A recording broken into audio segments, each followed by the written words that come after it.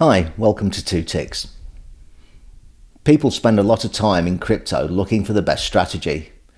The cleanest entries, the perfect indicators, the settings that would have worked brilliantly if they'd only found them a little earlier. That makes some sense. When something isn't working the way you hoped, it's really very easy to assume that the answer is to improve it, refine it, or to optimize it in some way. But after a while, there's a pattern that emerges. Now, you won't struggle just because a strategy is terrible. You can also struggle because you didn't execute anything consistently for long enough to find out. A strategy can be perfectly reasonable on paper and still fail in real life because maybe it relies on someone being calm, patient, disciplined and emotionally neutral over long periods of time to just set it up and run it without constantly adjusting it. That's a big thing to ask of anybody. And what happens often instead is a constant cycle of adjustment. A setting gets changed after a loss. Something gets tweaked after a quiet period. A strategy that was working fine gets abandoned because it feels a bit boring or too slow or it's just not good enough. And then without knowing it, you can break the thing you were trying to improve in the first place. There's a bit of discomfort that comes with things that are good enough. They don't feel impressive. They don't give you much to talk about, but those things tend to keep ticking over.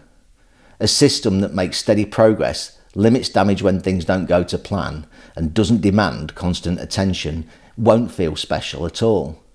What it does do is it keeps you in the game. And that's where execution and structure are very key factors.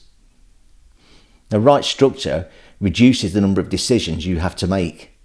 It limits how much damage one bad moment can cause, and it creates boundaries that are there before emotional reactions can take it all off the rails. Using tools and systems can begin to make a lot of sense. It's not like they can make magic happen, but they're a great way to enforce consistency when people can struggle to provide that for themselves. Automation, for example. It doesn't make a bad idea good, but it can stop a good plan from being abandoned at the wrong moment.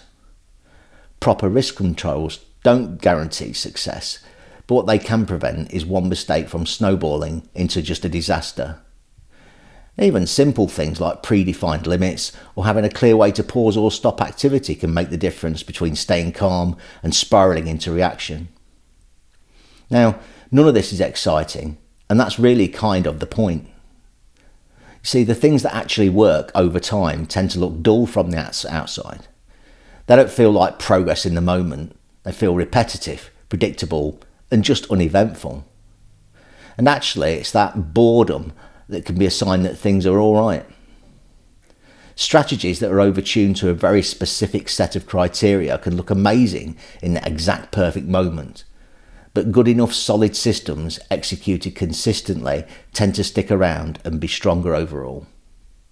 If you want to build something consistent, you probably need to focus on the stable options, and that's where the long-term solutions are. And thanks for watching. I'll see you on the next one.